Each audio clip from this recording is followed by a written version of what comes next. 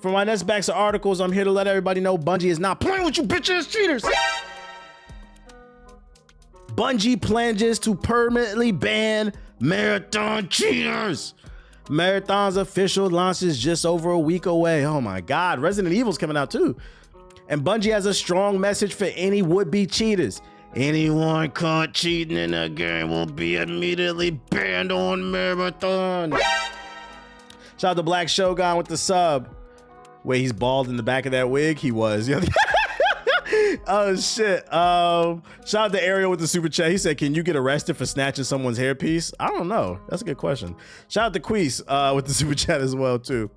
Anyone found to be cheating will be permanent banned from playing Marathon forever. No second chances, wrote Bungie on Twitter. Despite the promise of no second chances, Bungie also said that no system is perfect, so we will have an appeal system to monitor for any issues in detection. And if you do suspect foul play, please report in-game or through online reports forms. I hope, however, like you report people, it's a human reporting the footage, because it could just be somebody who's really good at the games, got like godlike aim, and then somebody reports them for cheating. If there's a bot that just auto bans reports, that's gonna be terrible. But if people are reviewing it, whatever. Bungie also has laid out some of the actions and features it's created to catch cheaters. You telling the op show plan? What the hell? The Fog of War, for example, will limit the regions of a map that individual players are aware of in order to reduce wall hacks and ESP cheats and loot revealers. I don't know what the fuck that means, bro. According to Bungie, its dedicated Marathon servers closely monitors players' movement, shooting, actions, and inventory. That will allow the servers to recognize when players are attempting to use cheats like teleporting or unlimited ammo.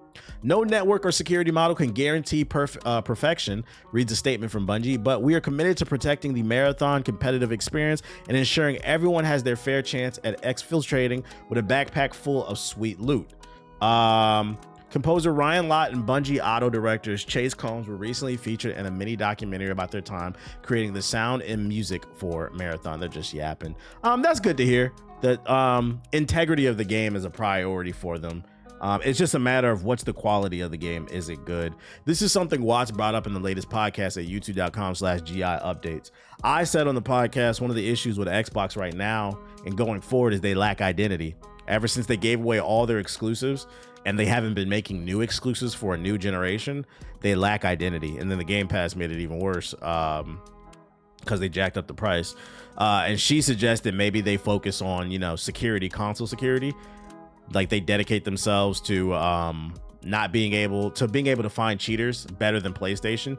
And now I wanted to ask that, I wanted to bring that up on stream. Would that be a selling point for you if you're like primarily a console gamer?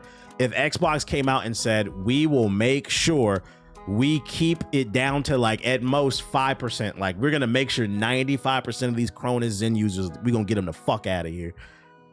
Like they found some way to detect shit so that like Xbox will become the premier platform for integral online gaming, basically. I'm so good off of that. Yes. W Ethos email. Yeah, he finally submitted his shit. No, I hate all Microsoft products. I feel that.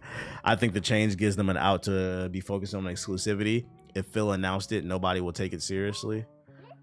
That's fair. The problem is the new CEO hasn't came out and said anything about games, and then they already put up her profile. She don't really be playing games like that either. I think the change gives them. I think that's only an issue for ball and gun competitive gamers. Yeah, but you're not keeping in mind. So here, this is why I bring this up. This is why I bring it up, and I say it could potentially be, if the marketing sells it correctly, having the best security on console could be a selling point. It's an article that I showcased the other day. I'm trying to think. PlayStation. Here we go. So I covered this the other day. Most PlayStation 5 owners have been playing the same game since 2022. So you're saying it's mostly an issue with ball and gun gamers. So the top 5 best-selling games in 2025, 2024, 2023, 2022 have essentially all been the same shit.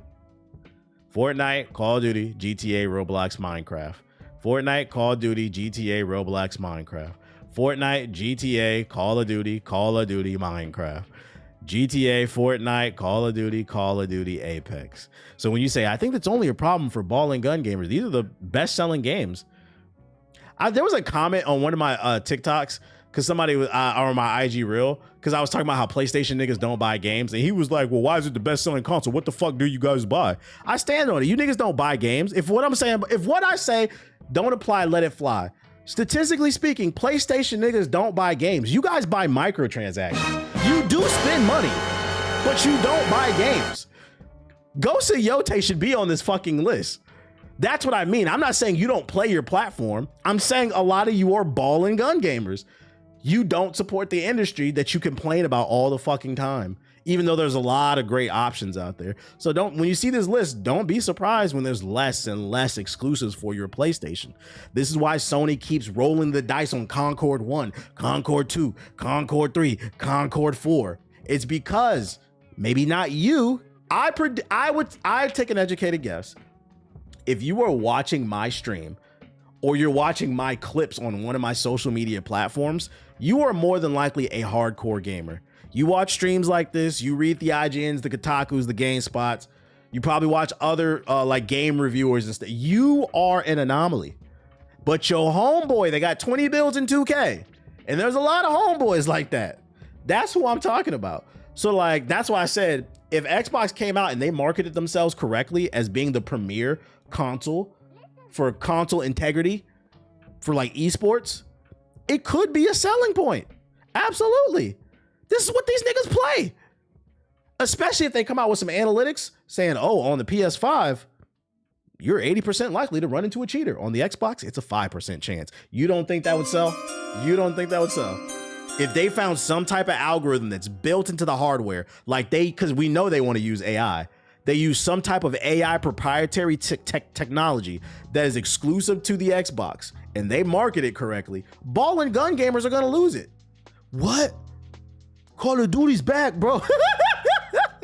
Absolutely going to fucking lose it, bro. At the kernel level, yep. Because, I mean, they're trying to implement AI. That's all I was saying. Now, that wouldn't be a sole reason to buy an Xbox, in my opinion. I think they're also going to need exclusives. But if they had exclusives, if they had a new holy trinity, 3 new big exclusives, the best security on console, and maybe a couple more quality of life features, I think they could come back. It's just they need to think more about how they can help the consumer. If you 30 plus playing Roblox, I'm checking your hard drive. That is very concerning considering the average gamer is 35 years old. This game is a little bit too high. Statistically speaking, one of your homeboys in the chat is playing best dressed on Roblox. You just don't know. That nigga is appearing offline. If you ever wonder why your homeboy is appearing offline all the time, it's because he's playing best dressed on Roblox. That's what he's doing. I'm about to make a bad bitch, bruh. And do your thing, bro. Like what you like. Your homeboy at 6 p.m. logs into the park and plays 2K with you, and he plays dress up with his My Player. Then at 9 p.m. when you get off the game, he boots up Roblox and plays best dress and plays dress up with another avatar in fucking Roblox. And these be the first niggas that call you all types of crazy shit. Be like, I don't know, man. I don't know. You got a certain type of game you like. I got a homie, he 32 kids, be on Xbox and play Roblox. That's different if you playing with your kids. That's different. But I don't know, just food for thought. Because I was talking about on the podcast, with all this Xbox drama going on, anybody can dunk on them. Like, it's easy to have a conversation and say, oh man, Xbox is failing. That shit is trash. But I can't stress enough when I'm saying that, like, I don't want them to fail, because I don't want to live in a world where only PlayStation exists. We're all going to hell, trust me. So I think it's also important to, provide solutions. Try to find balance in the conversation. That's why it may not be the best idea, but I'm just throwing ideas out there, because you never know who's going to see one of my videos. You never know who's going to see one of your videos, one of your tweets or something like that. So like, I'm just throwing suggestions out there because I don't want them to get the fuck up out the way. But anyways, what else I got for you? 007 First Light aims to channel Batman Arkham free flow combat with Uncharted spectacle. James Bond has never been shy to get his knuckles bloody, and IO Interactive's First Light, the rookie M16 agent, will have the opportunity to get into several scraps. This makes for a big departure from IO's work on the Hitman World of Assassination trilogy, where combat was always seen as a last resort. as the studio has been inspired by some of the greatest action games of all time for its Bond origin story. Taking a few pages from Arkham and Uncharted's playbook, the studio is aiming to create a combat system that's fast, furious, and flows into cinematic set pieces. And I'm here to let you know, I like to hear that. Because one thing I was worried about with this game is, it looked like Hitman with a 007 coat of paint. I know a lot of people are big fans of Hitman. I can acknowledge that. And I'll go as far as to say I think they're good games. But Hitman just never resonated with me personally. It's not my cup of tea. So I was hoping that they, inched a little bit away from that. And this article made me happy to know that they are. What are the references here? What other games that do this well on the same scale and the same kind of scope of this game? Obviously, we have some references there in approach to close combat, gameplay's director said to Game Informer. I think you see the Arkham games, you see those games in it. You also see modern takes on destructibility in the environment that are not necessarily from the Arkham games, but newer takes like Uncharted. We have a deeper system than that because we want to do more of it. And from shooting, you see references that are also from modern games. So they said it's deeper than that shit, bro. It's deeper than that. Groff added that the main takeaway that any path should be viable for a player, whether that be fisticuffs, stealth, or using Bond's smooth talking skills and gadgets to escape a dangerous situation. So you're gonna play any kind of way you want. That's cool. We want to set the player up to choose for himself what kind of player you are. What kind of play style do you prefer? I prefer a stealthy playthrough until I get caught, then I'll just air that bitch out. That's how I like to play when I'm given the option. Originally scheduled to launch, now they're just yapping at this point. Oh, did he say it in this interview? Oh, it's a quote from it. Okay, whatever. If you want to watch the full interview, I'll drop the link in the chat. That's good to hear. That's a W, in my opinion.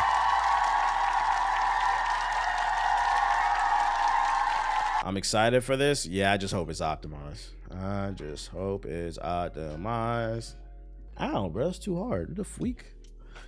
And nobody cares news. Assassin's Creed franchise announces new leadership. A new leadership team has been announced for the AC franchise, including a head of brand, a head of content, and a head of production excellence. Since the announcement of Ubisoft's restructuring and the future of Assassin's Creed franchise, fans have been waiting for more clarity on the way forward. We have recently discovered that the two Far Cry games and several Assassin's Creed titles are currently in development.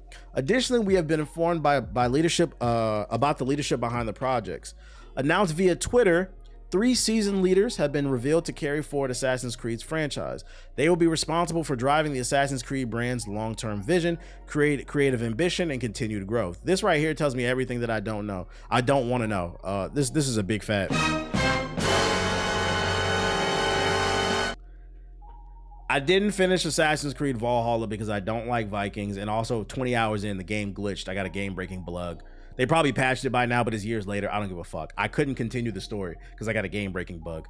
I did not finish Assassin's Creed Japan, which breaks my heart because I really wanted the franchise to go to Japan. The game was cool, but it's just too fucking long. I had 75 hours on that game and I still wasn't done, and I just couldn't bring myself to fucking finish it. But I played more than enough to get an idea about it.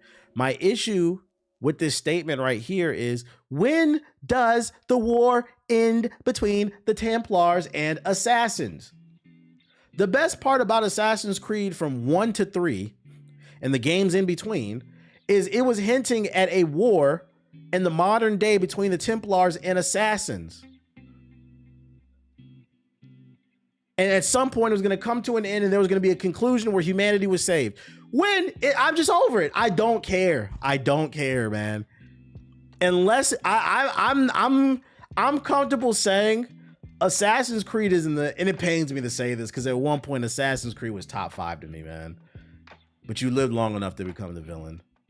Assassin's Creed Odyssey, what up, Zuri, was the last one that I thoroughly enjoyed, but I'm comfortable saying after the last 2 games, Assassin's Creed has officially moved into the Call of Duty bracket for me.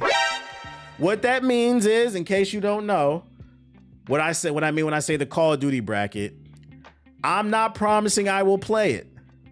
If it looks good, I'll try it. But there was a point in time it didn't matter. From Assassin's Creed 1 to 3, before it was announced, I knew I was playing that shit because the stories was connected. It was an automatic pre-order. This is, I take it on a case-by-case basis. The story better look fire. The gameplay better be innovative. I'm letting it be known right now. I'm tired of these 100-hour open Ubisoft World slop games that are contributing nothing to the story, by the way. Fucking nothing. So when they announce the next one, I'd be like, we'll keep an eye on it, but depends on what. I'm putting it in the bracket of it depends on when it comes out, if I'll play it. We need another good Watch Dogs. Watch Dogs ain't coming back. They killed that shit, bro, with the third game. Brotherhood was peak. Brotherhood was peak. Did y'all see that Crimson Desert has some Brotherhood elements in it? That got me more excited about that. Who got the link? I should have saved that shit, bro. I thought I did. Fuck. There's a you remember in Assassin's Creed Brotherhood when you could send out your foot soldiers, your assassins, and to go do missions? You can do that in Crimson Desert. Let me see if I can find it. Crimson Desert AC Brotherhood. I'm just gonna search those two and see if somebody said it. Yeah, there it is. I found it. Let's see. Crimson Desert has an entire side game where you send members of your clan on missions such as repairing structures around the world or gathering info for the forts. Ba-da-dee-da.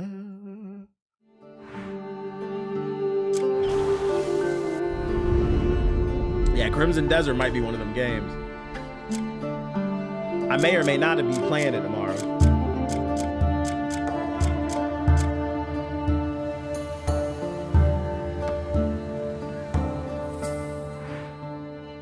There's a camp you upgrade to like Red Dead 2. Now, will I be doing it? It depends on how fun this shit is. I hate you? What did I do? What did I do? What did I fucking do, man? I didn't do shit, dude. I'm just playing the fucking game, just talking. We just talking about games, chat. I'm rooting for this game. I hope it's really good. It looks good. Bombastic side eye. I miss Sleeping Dogs too. You're never getting another one. The only way we're getting another Sleeping Dogs game is if that movie comes out and it's good and like it sells really well. Then it might reignite the series, but that movie's got to do well, and we don't even know if that's ever coming out. Before the game releases, they better show a full 15 minutes of free roam gameplay. That's pretty much already on YouTube. They dropped a bunch of dev diaries, and then they dropped a bunch of, you can watch gameplay, like 20 minutes of gameplay just running around. That's been on YouTube for a while. What was I about to say? Yeah, I'm hoping it's in the. I'm hoping with Crimson Desert, that's our first Game of the Year nomination. I'm hoping. Other news and no shit news. Saints Row's director believes the franchise is dead. Last year, Chris Stockman, the original designer for Saints Row, told fans that he was working on a pitch to return the franchise to its roots. Now Stockman isn't holding out much hope for a revival and believes the franchise is dead. Stockman made his original remarks on Discord, which have been posted on Twitter. I think the franchise is dead, unfortunately. I get the sense that Embracer has zero ability to do anything with it. I wish things were different. I tried my best to offer a path forward, but they ghosted me. Say it ain't so, man. Say it ain't so. What is this tweet? They ghosted him. He's trying to bring it back. Pitch for them. Can't say one. Guys and girls, I have a hopeful news. I've been asked to create a pitch. Oh yeah, this is back. This is back last year. I remember this news. Yeah, got ghosted is crazy. I mean, the last one did so poorly, but the last one did poorly because like it was just. I don't think it was a horrible game. I think it was just painfully average, man. I don't know what it is. I don't know what it is about painfully average games. I'd rather actually play a bad game, like an objectively bad game, like Mind's Eye. Because at least with like something like Mind's Eye, you'll laugh at the glitches and shit. Like you know what you're going into. Versus a painfully mid game like Saints Row. It was an open world game with really generic third person shooting. And the characters were terrible. I didn't understand that shit. It was a gangbanging game with a bunch of Gen Z weirdos. I didn't get it. That game was ass. I don't think it was ass. I just think it was below average. There's levels to shit. Like it was a functional, to me, a game, and this is why I said like we gotta expand our vocabulary. In my humble opinion, a game that's flat out ass is not functional. Saints Row was a functional game. It was just painfully average to below average, meaning like a D if we're talking grades. But like a straight up F, it was a functional game. It just was nothing special about it. Mind's Eye is not a functional game. That is ass, bro. That's what I be trying to say. A lot of y'all never played a bad game, so you don't actually know what one is. So then it comes across like I'm shilling. They're like, nah, y'all niggas don't know what a bad game. Y'all didn't live through that era of fucking movie tie-in games, bro. Like Aquaman and all that other bullshit. Gen Z cosplay gangbangers. Yeah, the story shit was really weird. I didn't get that at all. Just like High Guard. High Guard is a painfully mid below average game, but it is functional. Like, it's not the worst thing ever, bro. Crackdown 3 was ass. Crackdown 3 was an ass game. Like that was a terrible era. There is, before we get, I feel like everything nowadays is either an A or like an F. And like, you know, there's level, there's the B, there's the C, there's a D. I would put Saints Row in the D category. It just because a D is technically passing. It's just barely passing though. You don't want a fucking D though. It means it's functional. But High Guard was the worst, brother. Stop the cap. High Guard was the worst game ever. You haven't played a lot of games then. You see what I mean? You literally just proved my point. It's your first time in the chat. You literally just proved my point. High Guard. You want to die on that hill? You want to die on that hill? Because I can flex my game knowledge on you. Do you want to die on that hill? He said, here we go. He said, no. Exactly. But that's what you said, though. This is why I said, we got to expand our fucking vocabulary, man. We gotta expand the vocabulary. You want me to show you some Bubsy 3D gameplay? Oh, brother. Gotta be challenged. Yeah, first chat of things. In other news, we now have some insight into the future of EVO, the world's biggest fighting game tournament. For those unaware, the deal is finished. The Saudi investment group is fully in ownership of EVO.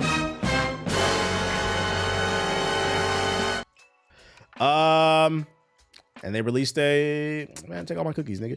They released an article basically talking about what you can expect. For over 2 decades, EVO has been where the fighting game community gathers. Our champions rise and their legacies are cemented. What began in arcade tournaments has become the world's largest offline video game competitions with tentpole events across 3 continents. Now we are evolving again. Community first and always. What EVO's ownership is always known from day one to today is that the community is the root of competitive fighting games. Community is the backbone of EVO's events. It is where EVO's future comes from. And where we're committing our new resources. Beginning later this year, EVO will be working together with the community on the ground level to elevate it and help it grow. We will be dedicating significant resources to locals around the world to help create sustainability for the bedrock of the FGC. We know firsthand that no event grows without local support, EVO included, and we want all events to have locals that can help them grow into the pillars of the community. Translation, you broke ass niggas might not have to get a job. Although I think you should. EVO is setting out to help solve the challenges locals face, from equipment to awareness and player connectivity, permanently. More details will be communicated to our local partners in the community over the coming months. Now, this sounds good, right? So here's what I'm gonna go ahead and say before I even finish the rest of this article.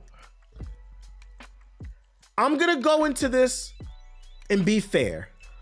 Because a lot of people are saying, oh, this shit is dead with the Saudi firm now owning it. Here comes the censorship and a bunch of other bullshit. I'm going to give them 2 years. In the next 2 years, if they don't fuck this up, there might be hope. Well, I'm going to give them the first year a little bit of leniency because this is a big organization, so they got to figure it out. So I'm going to give them 2 years to figure it out. But I will say this is low-key a yellow flag. This looks like a good, we're going to pour all these resources into local tournaments. But then here's the key to the statement, right? They said they're setting out to help solve the challenges locals face, from equipment to awareness and player connectivity, permanently. More details will be communicated with our local partners. Meaning this is not going to be for everybody. Because in my brain, old school, locals means I walk into a mom and pop shop and say, hey, I'm a popular content creator. I love fighting games. Would you be interested in partnering up with me? I post on my socials. Next Friday night, we do a locals at your venue, at your local mom and pop's gaming shop. I bring in business. I'll put up the prize money. It'll be great for both of us. Great PR. That's a local, right? but they said communicated to our local partners, meaning there is going to be a screening process. This is not going to be for everybody, meaning there will be gatekeeping. So by that definition, this is not a local. This is a circuit. Kind of like how Capcom has the Capcom Cup or whatever. They're going to have like the little Evo Cup where they're going to have different mom and pops who are certified partners. And I guarantee you, in order to be a partner for this shit, you're going to have to give something up.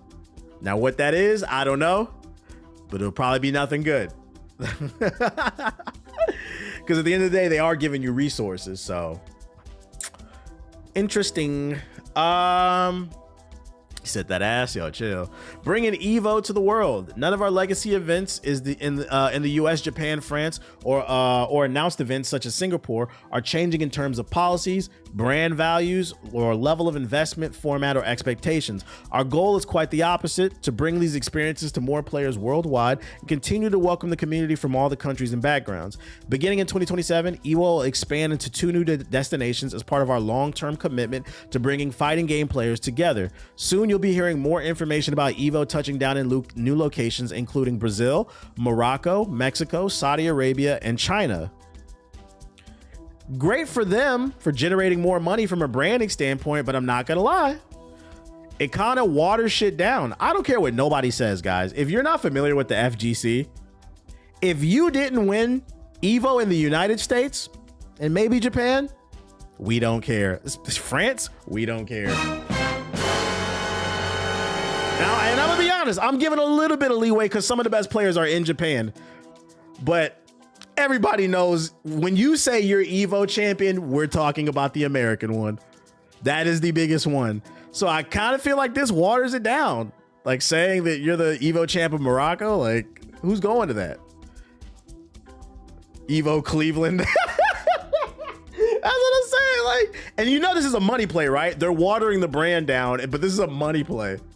Hey, I'm the Evo champ of Ohio. Who cares? Like,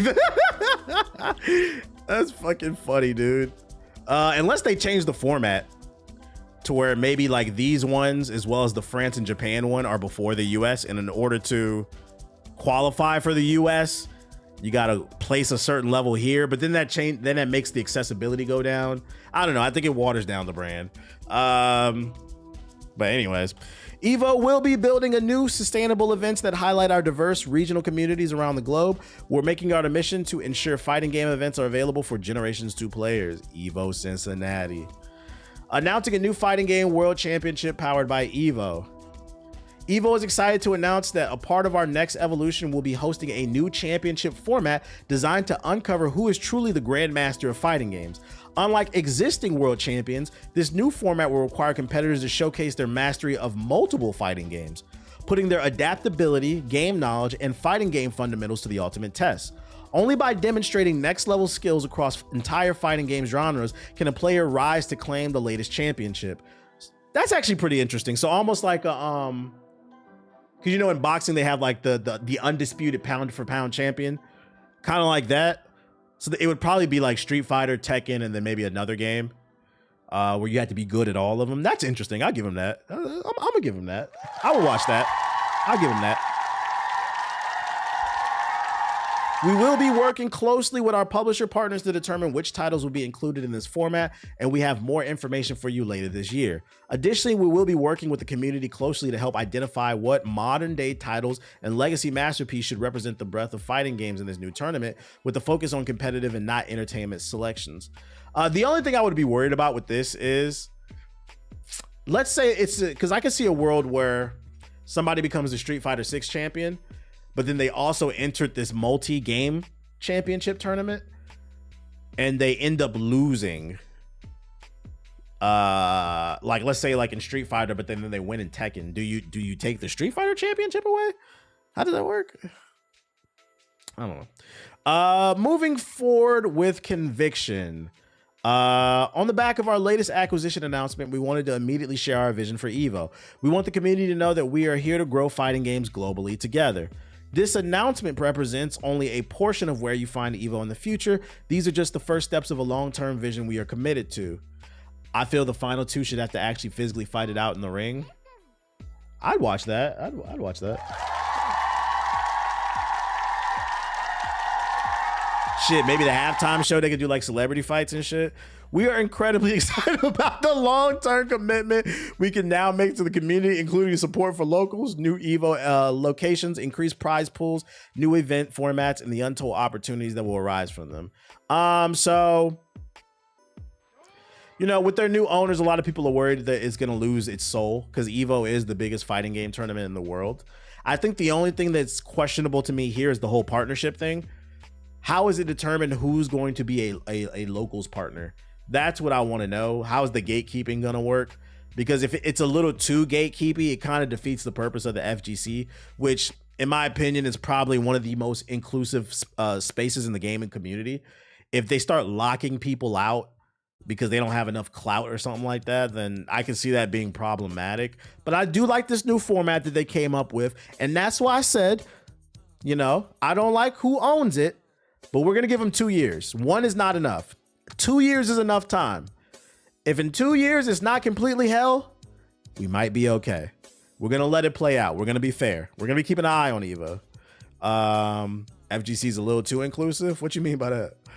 What about MK1? Who's the champion? Nigga, you the champion. All you got to do is sign up and you top 8. Game sucks. Game fucking sucks, man. They're probably going to bring regionals back and support streams like HOC and TNS. I wonder what support for those streams would look like, because you can't force people to watch, right? So I wonder how they're going to be able. I wonder what's their marketing plan to get more eyes on these streams, right? Hopefully it works out. I'm rooting for it. We don't ever want to see nothing fail, especially because a lot of niggas in the FGC are broke, guys. I don't know if you guys know. Have you ever seen those commercials at 3 a.m. They come on? In the arms of an angel. It be little FGC niggas on that shit, bruh. Eating ramen noodles, boogers in their eyes and shit like that. People be thinking it's like little poor kids in like fucking China and Africa and shit like that. No, it's FGC niggas, bruh. Down the street. In Vegas, fucking Cincinnati, somewhere in Florida. In the arms of an angel for $2 a day. You can support this nigga and help him get a fucking haircut, because we know them FGC niggas have never had one, bro. Look at this nigga's hairline. Isn't it fucked up? Help him get a new t-shirt and a fresh meal at EVO Make-A-Wish. They need this money, so shout out to them, man. Oh shit. But the FGC folks got crazy, taking their shirts off and screaming and shit. What they got to do with anything? Kind of have a little formula. It's not EVO, but they have something. What's this? Tekken 8 at the EWC 25 champions. Uslan wins 250,000. Okay, big money, big money. It's just a regular tournament bracket. They thought you were about to donate them with that Discord tournament. Fuck no, you're not getting none of my money. This is a regular tournament. We'll see how it plays out. I'm gonna be watching. I like EVO. It's one of the few esports I will watch. I'll put it on the TV whenever it's on during the summertime. It's fun to watch, especially top 8. Top 8 is really fun to watch, because then afterwards you get all inspired. Then you go get on the game and realize you'll never do that shit and get right back off. Every year it happens. A new Evangelion series is on the way, and the perfect person replaced Hideaki Anno. Perhaps Neon Genesis Evangelion is the gift that keeps on giving, or maybe it's just another money-making franchise that refuses to go away. In any case, the series is coming back with a new anime, and this time, Anno won't be writing the script. His substitute, however, is perhaps the only possible choice that won't make the franchise fans riot. Yoko Taro, the man in a creepy mask behind the popular Nier franchise, which might also have a sequel on the way, will be penning a brand new Evangelion anime, as announced during the 30th anniversary event held in Yokohama on February 23rd. There's your info, guys. Any big Evangelion fan? I know there's nothing to do with gaming, but you niggas is anime nerds, I know. So, oh shit, that's dope. I'm pretty sure this is like 2 years out. It ain't coming anytime soon, but it is coming. As a longtime anime fan, not gonna lie, I never cared for Evangelion. Half the chat about to beat you up, bro. Shout out to Mr. DK Beats with the subs, appreciate it. That butt on you. And then last but not least, Nintendo announces a surprise live stream tomorrow, but it's not a full Nintendo Direct. Nintendo will hold a special live stream tomorrow, Tuesday, February 24th, detailing more information on its upcoming Mario and Pokemon games for Switch 2. So not a big one, but a little mini Direct. Not gonna lie, I saw the PS5 pass the Switch 2 in sales. Somebody put it in the group chat, and they were talking about why is that happening. Switch 2's a new console, and I was like, that's an easy answer. The Switch 2 ain't got no fucking game, baby. What the fuck? You talking about Xbox? That Switch 2 don't got no games either. Like, motherfuckers got quick. They got tired of that open world Mario Kart real quick. The only game that was on there was that Donkey Kong, and that frame rate dropping, so I'm not playing that shit. Neither does the PS5. The PS5 got plenty of games for the average nigga, bruh. You want me to bring up the top 5 games of the last 5 years? GTA 5. They bought it to play GTA 5 up-res. Call of Duty appears twice in certain years. Roblox. There's plenty of games for them niggas to play, bro. I would not be covering this. I don't even know if I'm streaming tomorrow. I don't know. It depends on how I feel and how long it takes for me to get home, because I'm going to an event tomorrow. So, you know, the motion, man. Back at it again. So it's probably like an 80% chance I'm not streaming tomorrow. Just too much motion going on. I'll probably be tired, you know, parlaying and shit. Fucking, you know. You plan on playing Reanimal? Probably not. Yeah. Do you know the motion, man? The motion, man. The motion, man. Do you know the motion, man? At twitch.tv / the Black Hokage. This shit. Anyways.